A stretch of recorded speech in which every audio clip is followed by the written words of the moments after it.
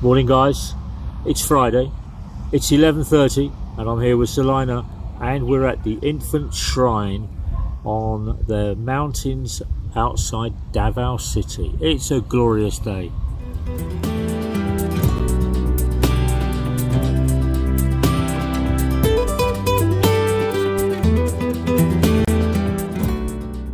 There I was, an overfed, long-haired, leaping gnome.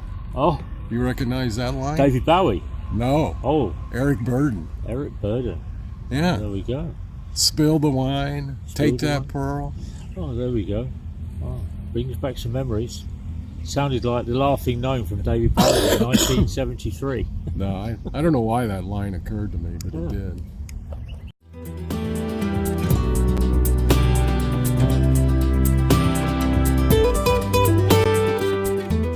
I'm in San Diego now, living in the city. I discovered through my new business, right? I'm running this new turnkey business, running around the county, selling this stuff to auto dealers. Yeah, so this is the paperwork and the invoices and inventory and all that other good stuff that you pay 10 grand for. Right. I was picking up quite a few dealers. Right. So it was doing okay. One of the dealers was Pacific Nissan in Pacific Beach, which is right on the ocean. Right. On Mission Bay. And across the street from Pacific Nissan was a Mexican fast food place called Rubio's.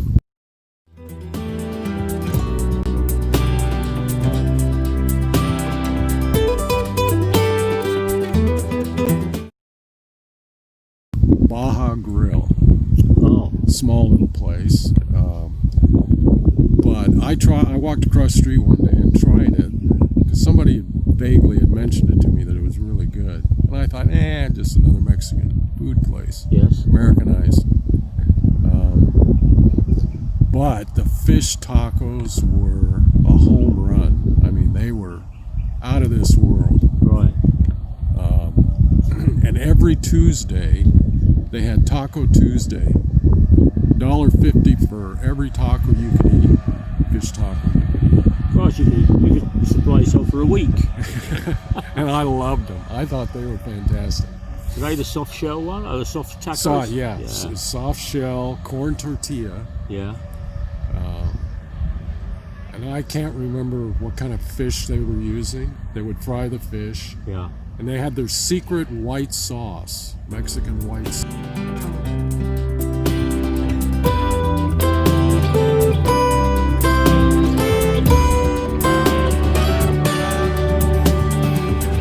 Mexican white sauce. Right.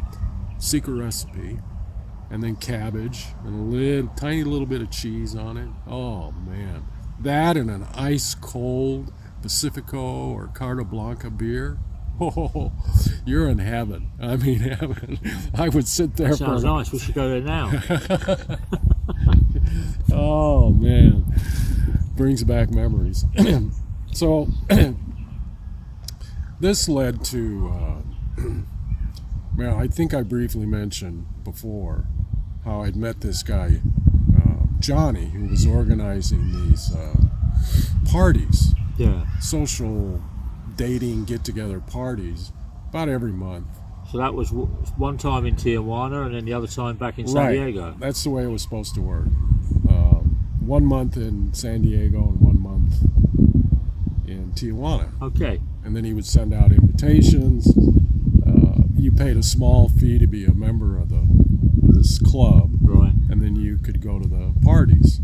Of course, it was free for the girls, right? Because you needed as many girls as you could get. There's no problem getting guys. Yeah. And but Tijuana is largely a tourist town, so most people just go there one time, maybe twice. They go up and down Avenida Revolucion as a tourist. Buy your trinkets and souvenirs. Right. Big sombrero with Tijuana across the front of it. maybe a Mexican blanket, pose on the painted donkey. That was classic. You had a donkey that was painted like a zebra, and you would sit on the donkey and take pictures, Tijuana sign in the background, you know, stupid stuff like that. Oh. But you had a group of guys, single guys, unbeknownst to us club members, but it didn't take long to figure out, that would, and still do to this day, visit Zona Norte.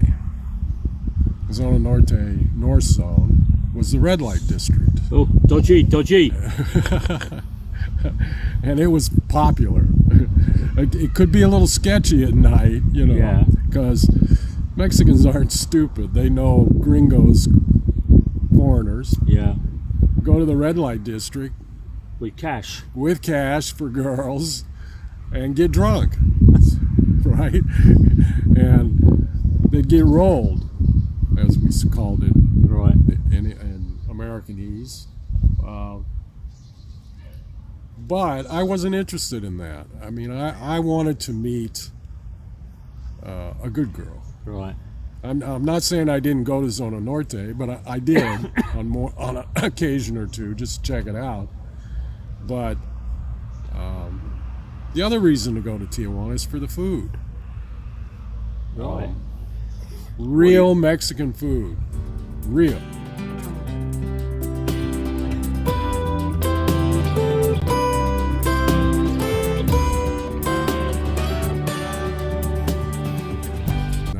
North of the border, but this is the real thing. And other than the fish tacos at Rubio's, to get real Mexican food, you had to go to Mexico, right, Tijuana. So you were crossing the border to find a date, but also to eat like never before. Right. I mean, I did go to a bullfight. They had a bull ring, and ironically, they have a taco stand. We call them taco stands. It was kind of built under the bull ring. Right. And boy, before the bullfights and after the bullfights, that place would be packed with people, a line down the street of people waiting to eat their tacos.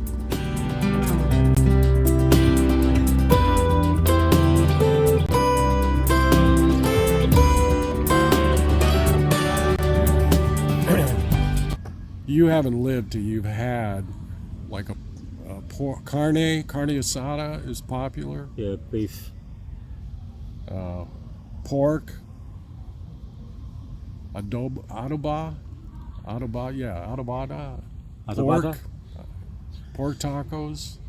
And of course you have your guacamole, you go into these taco stands, and across the front counter they would build a long shelf. And there would be a line of probably 30, 40 salsas, homemade salsas, Mexican salsas, every imaginable flavor. And you got to pick whichever one you wanted to put on your taco. Yeah. Because you'd go to one end of the counter, and the guy would say, "¿Cuántos? How many? How much?" Yeah. And you'd say, "Dos, tres, cuatro, cinco, whatever." Yeah. How many you wanted. And there'd be a rotating spit with a big chunk of pork on it. He'd slice that off into a little soft shell corn tortilla. Okay. He'd add aluminum foil. He'd slice that off, and he'd go down a little line. He'd say, "Guacamole?" Yes.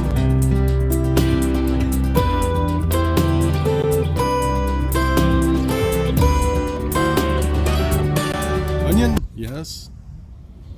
He would add the condiments you wanted. Yeah. So you end up with cabbage, or you end up with whatever you tomatoes or anything like that. Yes, diced tomatoes, green onions, whatever.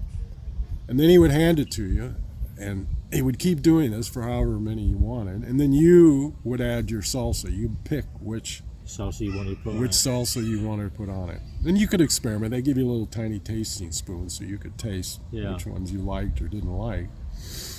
And then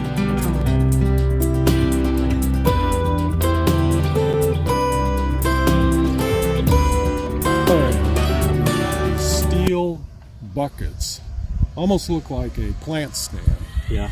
but it was made out of steel.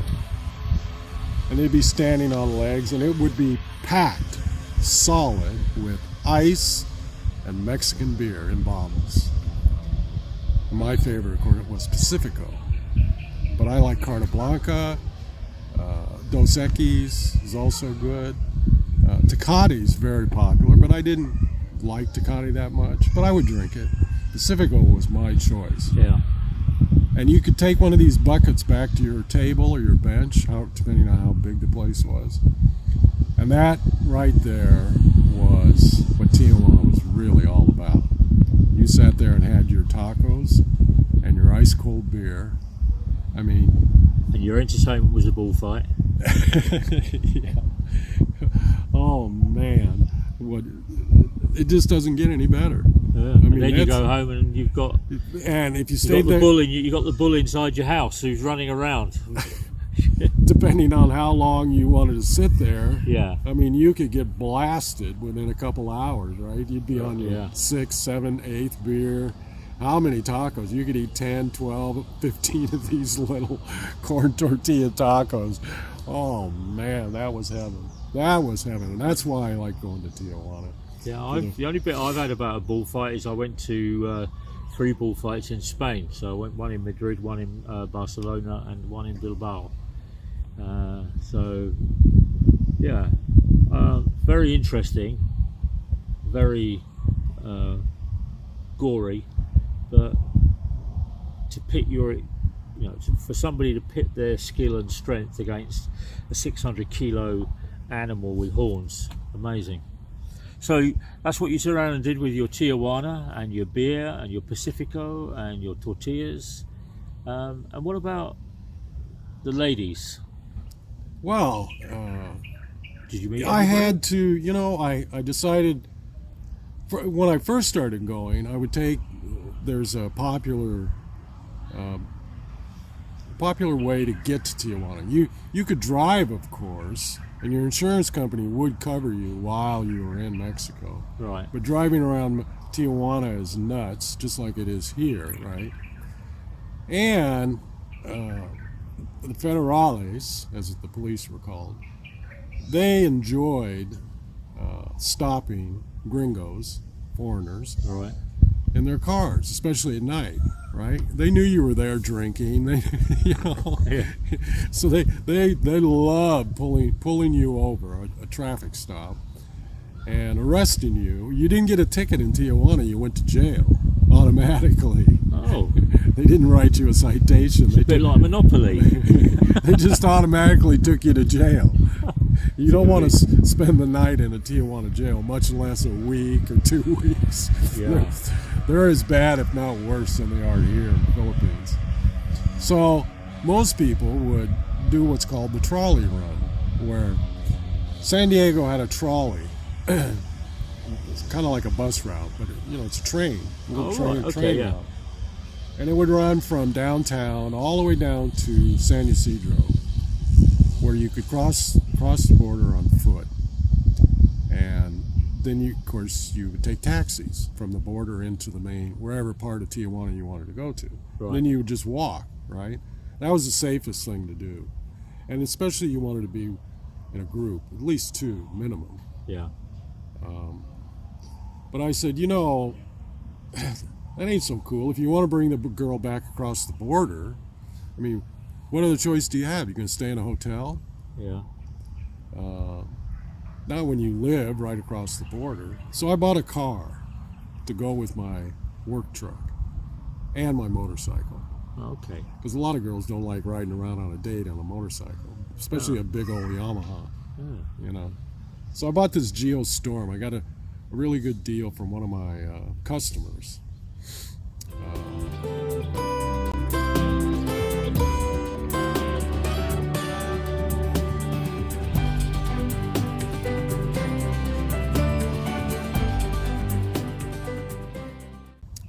Guy named Scott. He was the fleet sales manager at City Chevrolet, also in Mission Bay. So I bought this Geostorm. I think was like 1 year old. Been a fleet car for a rental agency, I believe. Is a Geostorm like the Toyota Vios? It's a little sports car. It was actually built by Isuzu. It was called an Isuzu Impulse. Okay. And back in the early 90s, General Motors had this brainstorm or fart storm, because it didn't work out. Yeah. But they were going to sell import cars rebranded with the name Geo, G-E-O. Okay. The idea being people would think they're buying an American import car to compete with the Japanese. Because remember, the Japanese are coming on strong. Yeah. They're selling, Toyota especially, right? They're selling little import cars like wildfire. And the Americans, all they knew how to do was build big trucks, pickup trucks, and SUVs. Every time they took a stab at building a little economy car, Yeah. failed. I mean, who can remember the early Ford Escort or Chevy Cavaliers? Really bad cars. They were designed to compete with the Japanese, but they did a terrible job. So they came up with this idea for Geo. So they had the Geostorm as a sports car made by Isuzu. They had they sold the Toyota Corolla and rebranded it as a Geo. They had another car, the Metro. Okay. The Metro was a little tiny 3-cylinder car made by Suzuki. Suzuki sold it, I think, as a Esteem, Suzuki Esteem. I forget what they called the Corolla. But anyways, I bought this car thinking it's my chick magnet. And that's what I would drive into Tijuana. Okay, yeah. And fortunately, my running around didn't last that long, because through Johnny and his parties, I ended up meeting my future wife, which I think I previously mentioned, Mabel. So the Geostorm was a chick magnet. I guess so. Quick one. Yeah. Your lucky charm. I guess it was. So I met her, and this was the demise of my music too. Remember, I had been playing music with Bert. Yeah. Well, Bert thought that I was dating too much and playing too little music, so we ended up breaking up because he decided I wasn't dedicated enough to the music. Oh, right, okay. So he was a professional musician. Yeah, he really was a professional. hardcore guy. Yeah. Everything else. I tried to bring him in on the chick thing.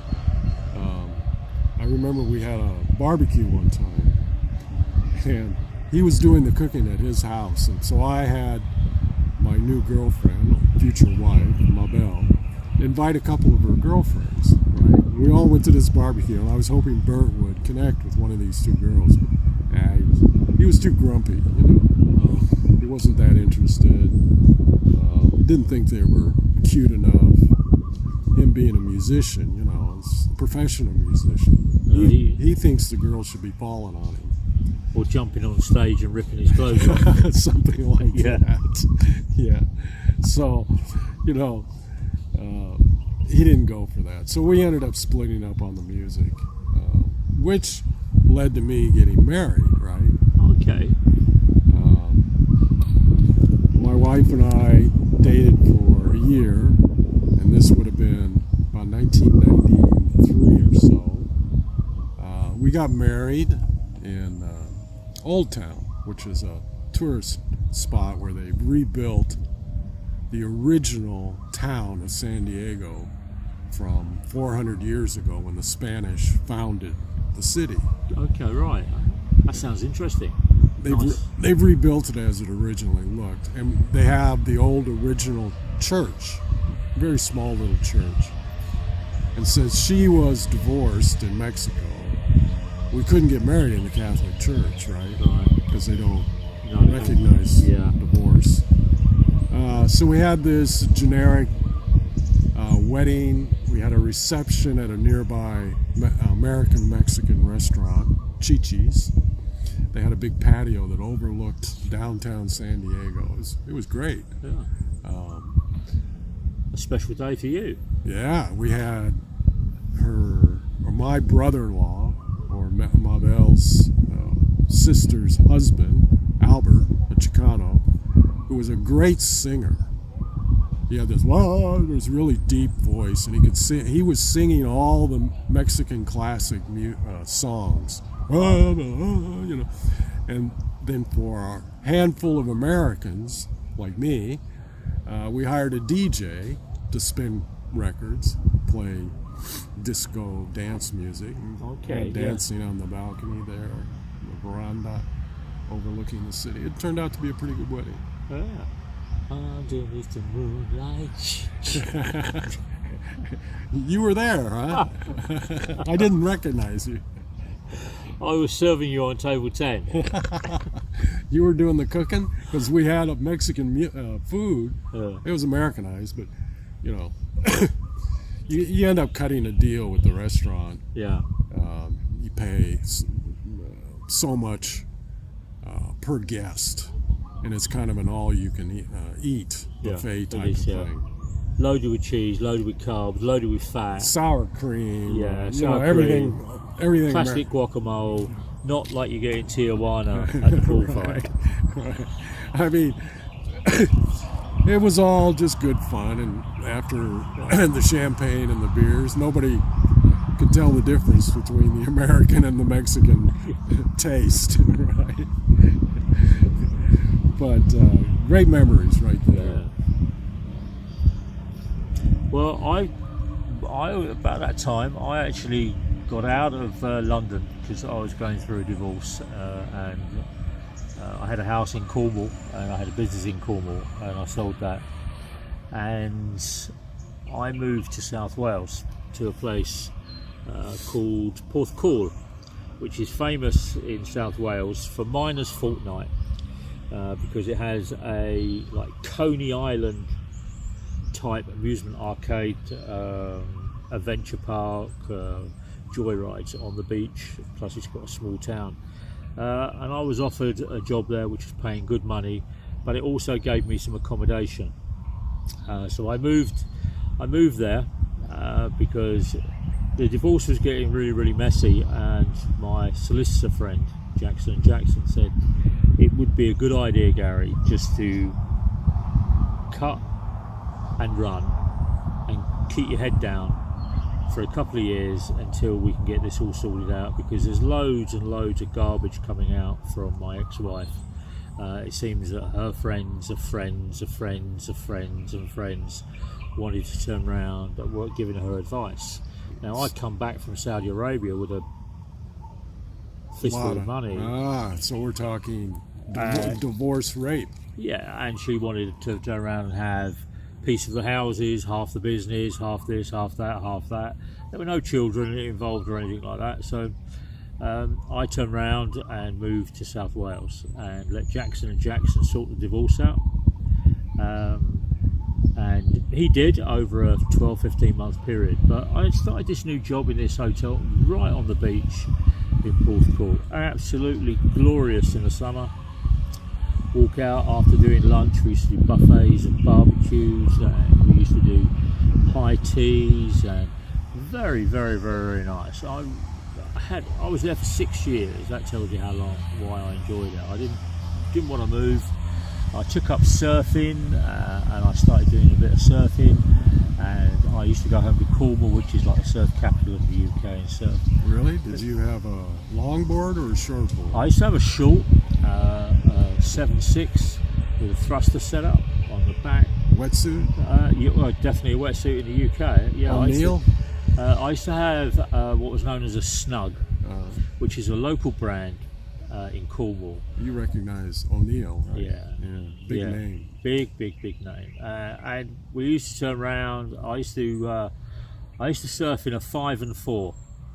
So it used to be 5 mil on the body, 4 mil on the arms. Was this a short suit or Long. full suit? Full suit, up to the neck, up to the ankles, because the water around the UK, nice and clear. Don't get me wrong, beautifully clear, a bit like where you get in any country in the world. But cold. Yeah, Yeah. 4 degrees. You could go 4 degrees. That is damn cold. You could go swimming and get an ice cream headache first time you went under after a wipeout. As soon as, so I was crap at the shorty, so I tried a Malibu, a longboard, and I was useless at that as well. I just had no stability when I stood up. Yeah. I would compensate too much and lean too hard, and there wasn't enough force in the board, enough speed to do what I wanted it to do. So I progressed to a thing called a surf ski, which is like a surfboard with a seat, but you got a paddle. Only downside is you had to strap yourself in. So you used to have to screw roll to turn around and come up if you wiped out. Yeah. But I really, really liked that, and I really did enjoy that. And I had what's known as a big yellow. It was by a company in Cornwall called Dirty Habits. So it sounds like some porn site, but it wasn't. It was an actual surf site.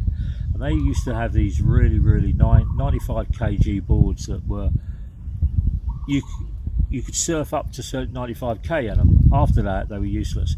But I was around my weight now, around 88, 89 kilos, and I could surf this board really, really nicely.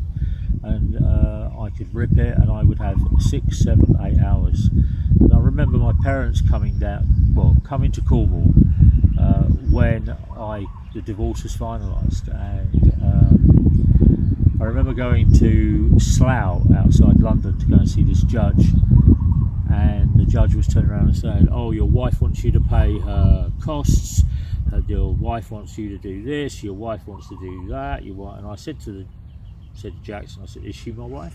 He says, "No." I said, "Then no, I'm not doing anything." I wasn't as polite as that. It was a 4-letter word with a 3-letter word, and it started in F and it ended in F. Gordon Ramsay uses it quite a lot, and that was my expletive. Anyway, there was a warrant put out for my ex-wife's arrest because she failed to pay her bills, failed to pay the agreed payments and everything. But I remember going home after about 15 months working in Wales, keeping my head down, and Jackson, who's a friend of mine, said, "Go home, check the house, here's the keys." So I went home, got home around about 11:30 at night. I walked into the kitchen and I walked across and I touched the light switch to switch the lights on, and I woke up about 5 o'clock in the morning on the kitchen floor. And I was like, what's going on here? Anyway, it was light outside, and I was looking up I was looking up at my kitchen ceiling, and there was no lights, there was just electrical wires on it. And I looked at the wall, and where the light switch was, there was just electrical electrical cables. You got zapped. Yeah, I think she tried to kill me, but I wasn't going down that route. But anyway, so I then spent the next year getting the house put back to normal. So everything and anything that could be unscrewed and taken was, and that was it. I have to interrupt you here and say, didn't I mention this before about no-fault divorce, which is very common in the U.S., where the assets of the marriage are split 50-50. Yeah. And most people going through a divorce will draw up what's called an MSA, marriage settlement agreement, Right. where it's all done by a lawyer or a paralegal, where you equally divide everything in the marriage, whether it's the house, the furniture, the cars. It can be however the two parties want it, and that's what ends up being the fight. Who wants what? Right. And how can you all balance out at 50-50 that a judge will approve it, right? Right. But in the end, it ends up being a 50-50 thing. Yeah. Sounds to me like it's about 90-10 in your case. Well, it was about 50-50 eventually. But we didn't have a legal agreement. We didn't have a prenuptial agreement or anything like that in the UK at that time. You got married, and if you got divorced, this is how archaic the UK is, the wife got the children, the family home, and everything like that. Well, I didn't have any children, so didn't need the family home. I just wanted to make sure that my pensions and my insurances and the money I earned before I got married was safe, because that wasn't part of the relationship. Anyway, there will be people out there that will disagree with me. So we went through, I got the house back up together. I gave my ex-wife, she took the car, she took the insurances, and she took the car insurance, she took the life insurance, she wanted all that.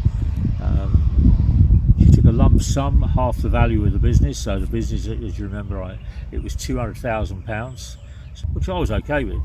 And then she wanted me to pay for the insurance for the entire generation of her owning the car, because she'd only just passed the test, which means her insurance was through the roof. As a new driver. Because a Mercedes wasn't classed as a learner car. No. This was a 190 Cosworth.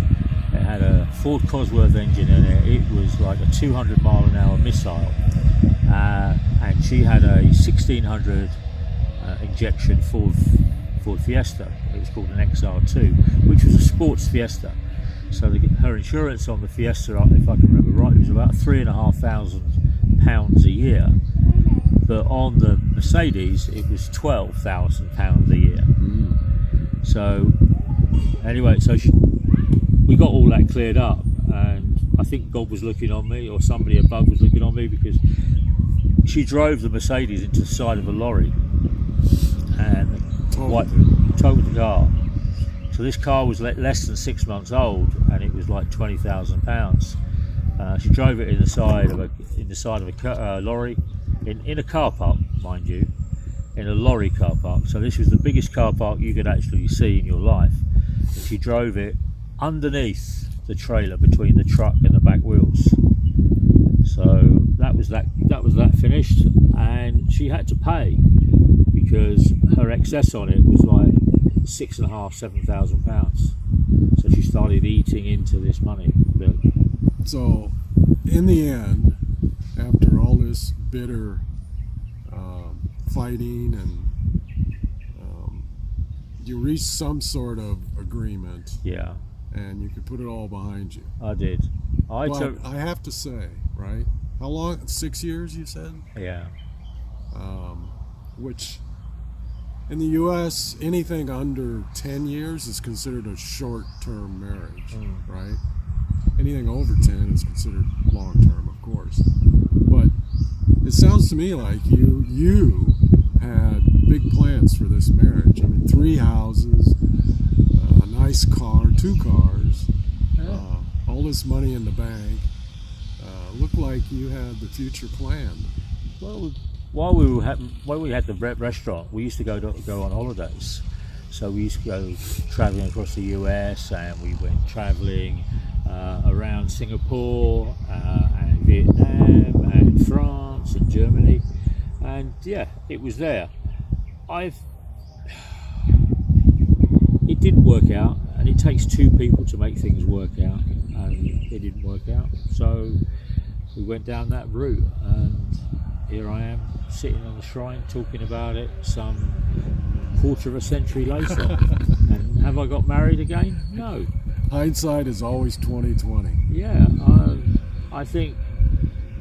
Yeah, and I said this to I said to friends at the time, and they turned around and said, "Oh, you'll find somebody." I said, "I'm not looking for anybody." I said, "I've been down that route." I said, "I've had all 10 fingers severely burnt, and I'm starting again." So you were how old now? I was 36. 36. Yeah. So right in prime of life, really. Yeah. Well, the only thing I came out of the business with a Ford Fiesta, no business, 1 house. I lost 2 houses. I I lost half of my 200,000 from my working in Saudi Arabia. I didn't have to pay any alimony, Wow, that's good. which was cool.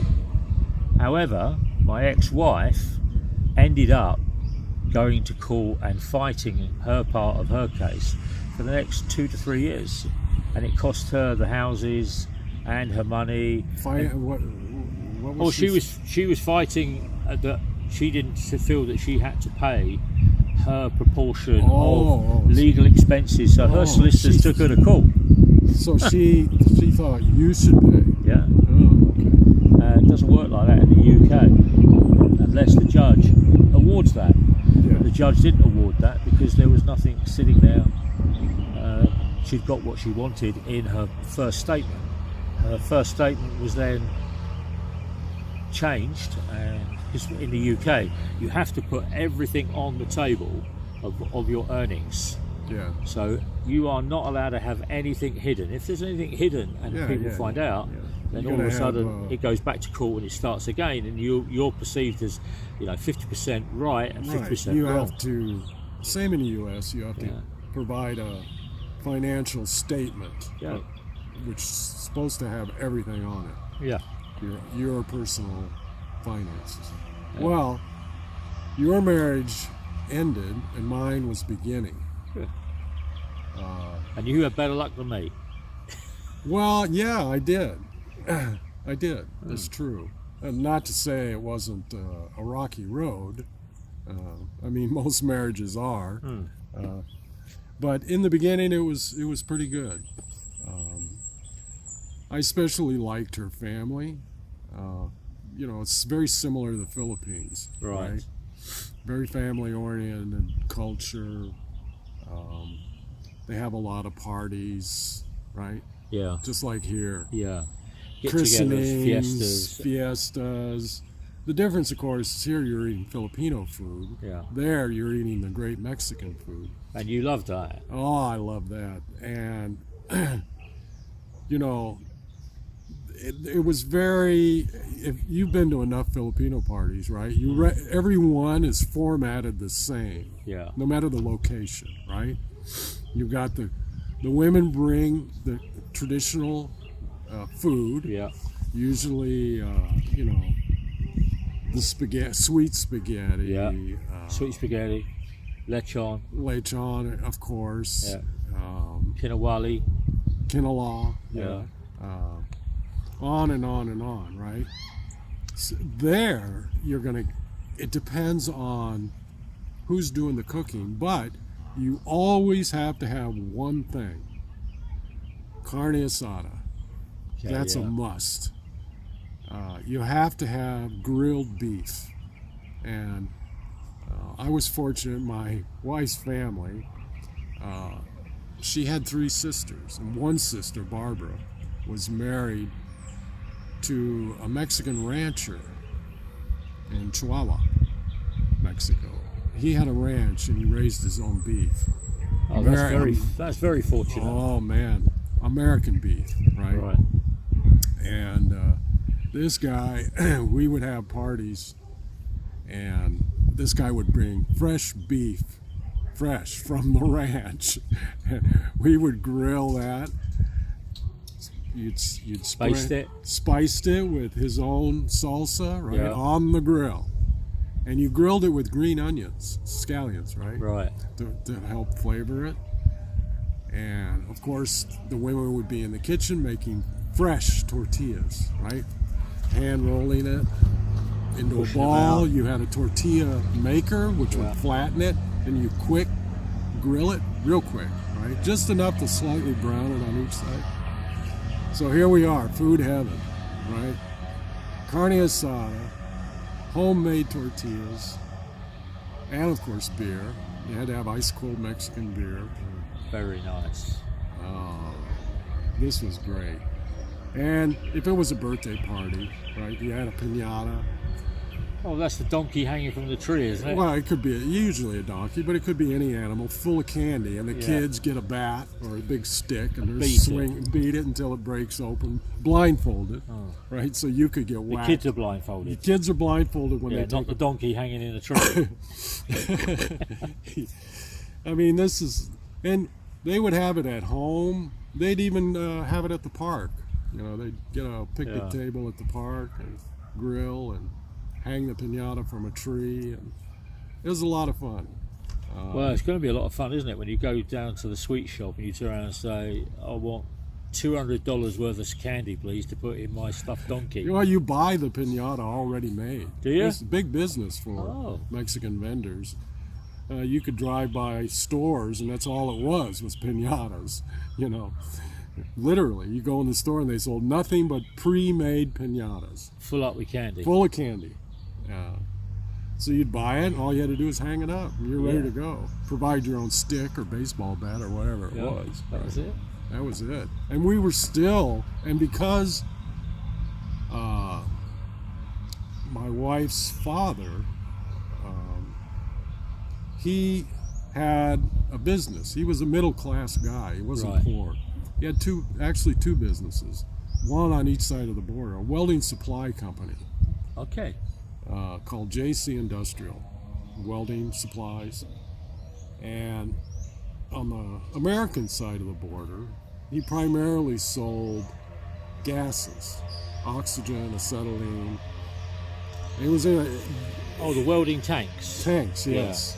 He would sell. You lease the tank, and then he would fill it up for you.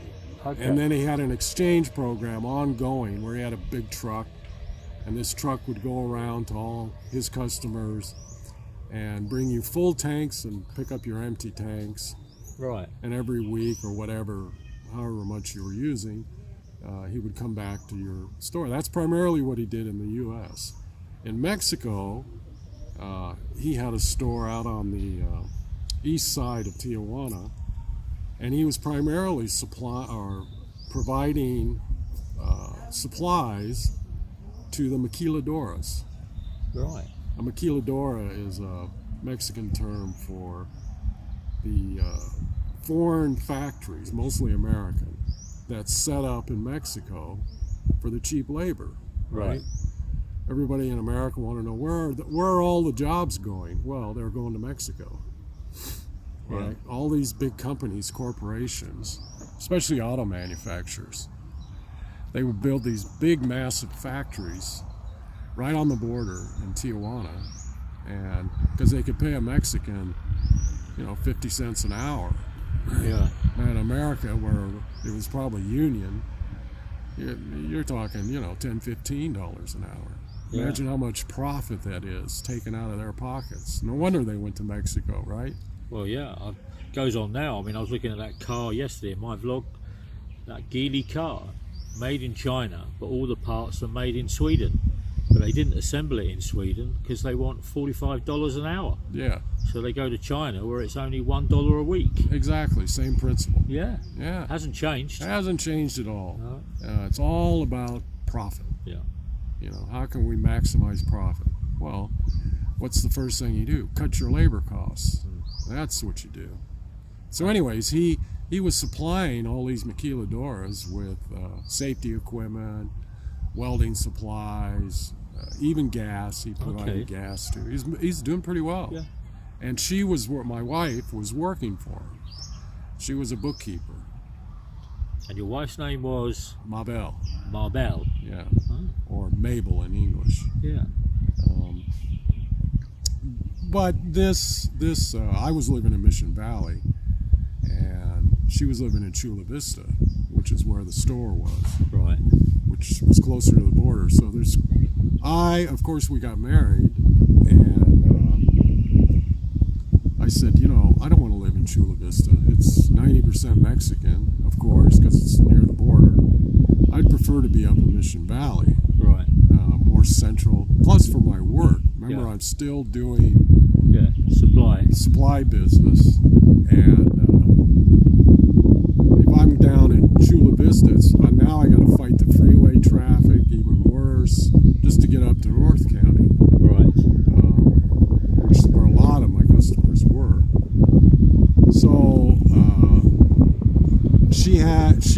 then have to commute from Mission Valley to her father's job.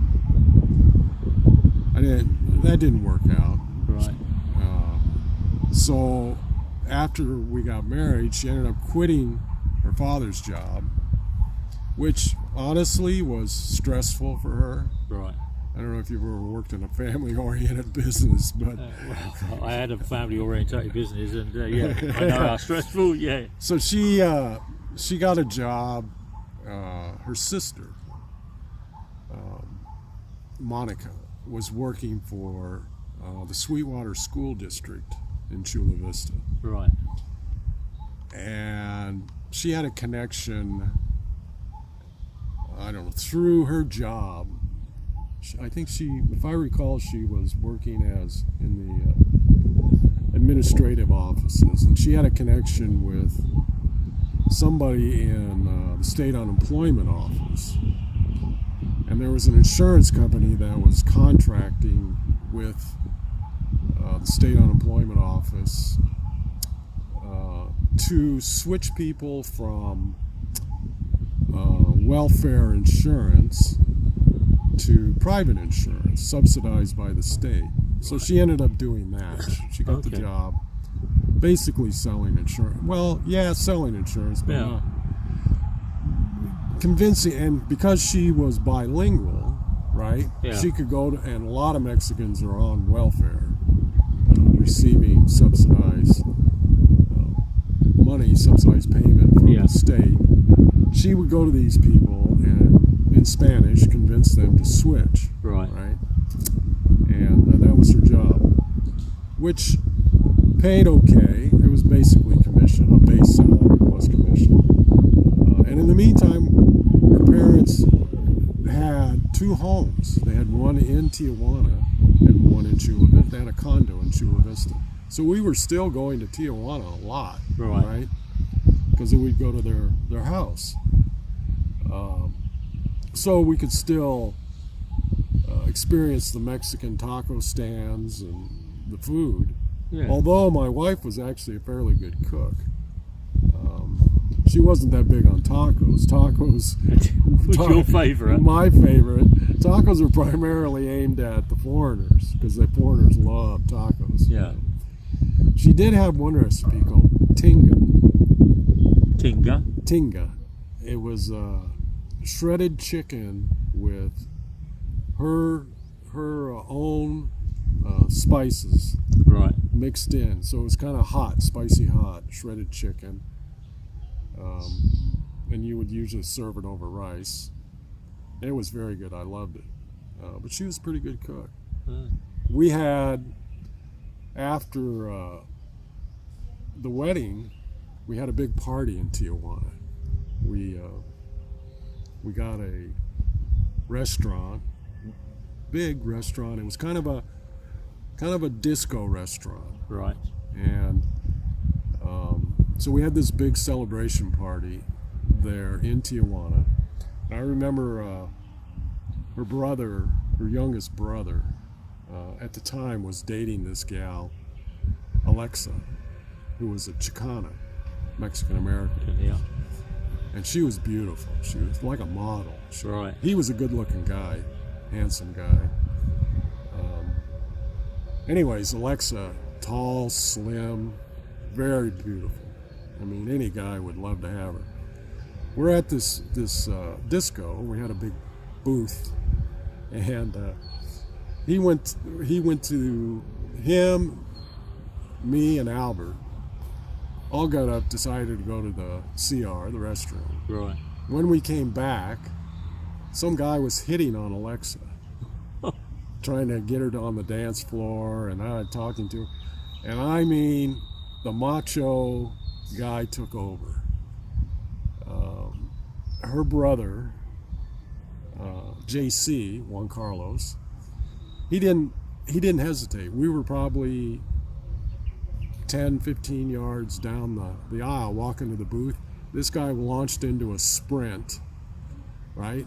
And he literally came over the table, fists in front of him, and just hit this guy like a ton of bricks. Right. Knocked him to the ground. Well, this guy had buddies. and this this turned into a melee, right? Oh, so it wasn't a food fight. No, my God, his buddies quickly showed up, came after me and Albert, and before we knew it, there was probably a dozen people in a big rumble right in the disco, all over this guy hitting on his girlfriend. So needless to say, we got thrown out, right? And it continued out in the park. The guys followed us out into the parking lot, and the fight got going again in the parking lot. We ended up having to bail, jump in the cars and leave because we were outnumbered. These were all local Mexican guys. Oh. But this is just part of the fun, you know. Of living in Tijuana. Being in Tijuana.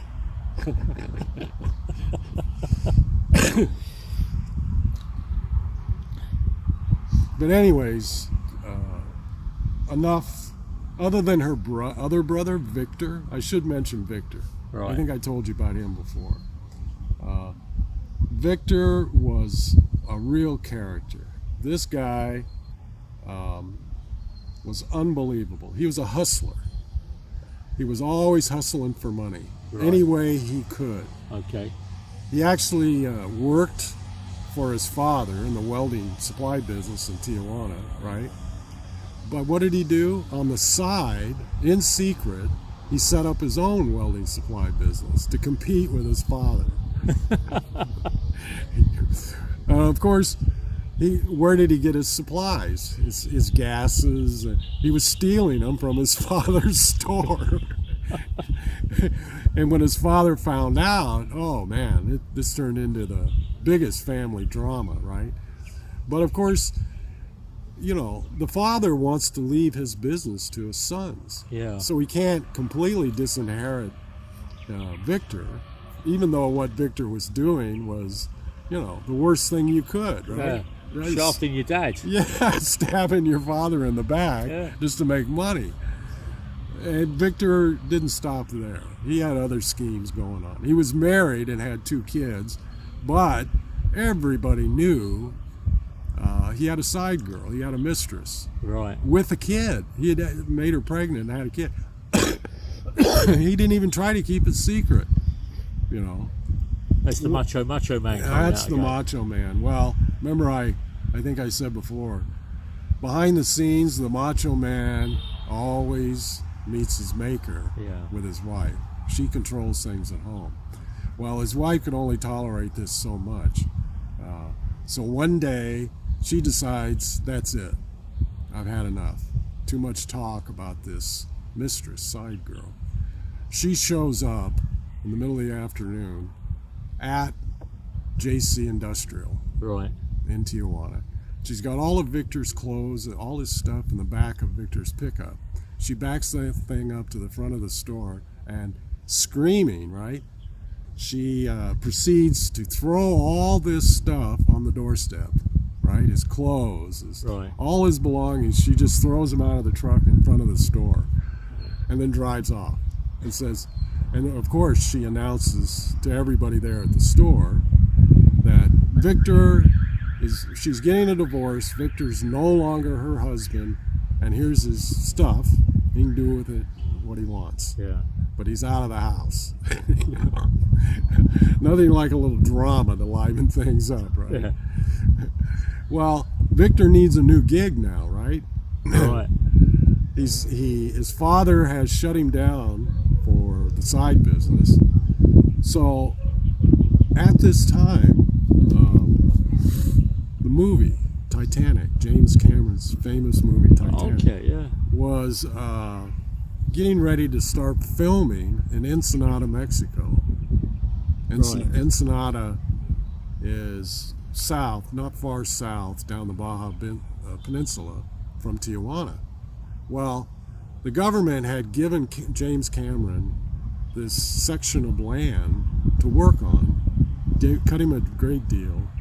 Problem was, it was outside Ensenada and there were no facilities there. Right. So literally the studio, James Cameron and the studio, had to provide their own buildings, they had to set everything up for the crew, the actors.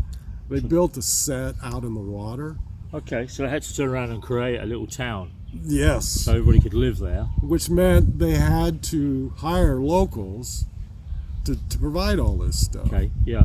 Whatever it was, food, construction workers, etc., etc. Well, Victor got in on this. He found out about it. Victor suddenly became a plumbing expert.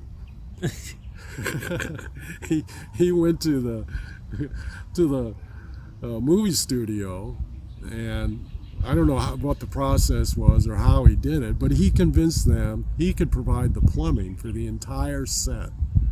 Wow. But he didn't know a thing about plumbing. Well, he went to YouTube though. Oh. Somehow, some way he learned. Yeah. And he hired a whole crew of guys, and he did. He provided all the plumbing for the set of Titanic, to film the movie Titanic. Oh my God. That is a brave move, isn't it? Oh, yeah. I guess he did okay. He made money at it, right? Yeah. But this just goes to show what a hustler that guy was. I mean, he actually, and he was proud of it. He was bragging to the whole family.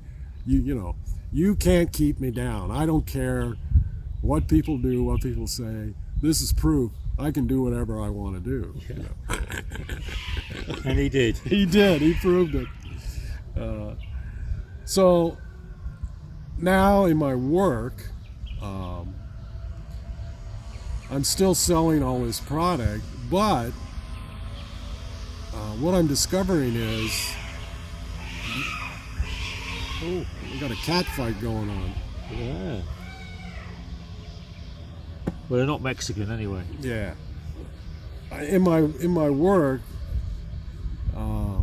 I'm becoming friends with a lot of these managers that I'm selling to at the car dealerships. Right. They discover that I used to be a mechanic, right? Right. And that I know about working on cars, and I know how to fix things. So I would get asked occasionally, you know, hey, can you know anybody that can fix that, or do I have to send it back to my mechanics? You know, sometimes it would I knew it would be some simple repair. So I started carrying tools with me, and I would do these repairs right there on the lot, save them time, save them money, and just charge them as I normally would for supplies. Yeah. You know, each that also helped you grow your reputation. Yes. And I soon discovered also that a common problem were warning lights. In other words, you start the car up and there would be hazard. Check engine light would come on, and you wouldn't know why. Yeah. ABS light would come on, you wouldn't know why. Things like that, yeah. Right? Warning. And I discovered you could buy these little cheap, what were called scanners, handheld scanners. You could plug these in to the OBD, onboard diagnostic connector under the dash. Yeah. It was designed by law to provide the information to a scanner what the problem was. It would give you a DTC, a diagnostic trouble code. Right. And you could read that code, and it would say, code B1702, oxygen sensor 2 malfunction, or something like that. Yeah. And a lot of times, you could clear the code. You just hit clear code, and the light would go away. Right. And if that was enough to sell the car, the manager loved it. Right? Yeah. And if I charged him a cheap price just to hook up and clear the code, I mean, you could buy these little handheld scanners for, 30, 40, 50 bucks. Okay. And sometimes if it needed a part, these managers, can you get the part? Can you get it for me quick? Can you get it for me cheap? Da-da-da-da-da. So I started investigating this. Where could I get parts cheap without having to either go through the dealership, who would mark it up tremendously to make a profit on it, right? And along the way, I met this guy, another vendor. His name was Gary, and he was an Aussie. He was an Australian guy. Gary, an Australian? Tall, good-looking guy, Oh, driving not a like- brand not like new, me then. driving a brand new white Chevy pickup. I remember, and he had these magnetic signs that he would stick on the doors, and it was called, his business was called MAS, Mobile Airbag Service. What he was doing was going around doing the airbag light, because everybody was scared of it. Airbags had just become a thing back then. Okay, at that right, time. yeah. And everybody was scared of them. You know, the liability. What if you set them off? Nobody knew anything about airbags. Yeah, you didn't want to be doing some work and all of a sudden there's an airbag sitting in your car. Boom! Airbag goes up. And he was making good money at it. He was even replacing them. He would actually, because a lot of the mechanics didn't want to mess with them. Yeah. And he got me, him and I started talking, and so he said, you know, if you and I hook up, we can make even more money. So I started helping him out. He showed me how to use the scanners for airbags. He was showing me about the systems, how they function and work. We were going to team up, Right. partner up, and this is where I'm going to end, Okay. because this is going to lead to next week, where I end this business and start a new business Right. with my brother in Los Angeles. Okay. The Hollywood guy that's Yeah. was working for NBC television. Okay, well that's the teaser for next week. Well, I left Wales after 6 years, and next week I'm going to talk about that job.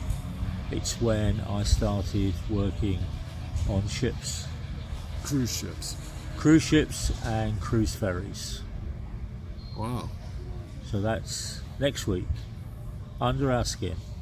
So from me and Salina here at the peace and quiet of the Shrine of the Infant. Take care.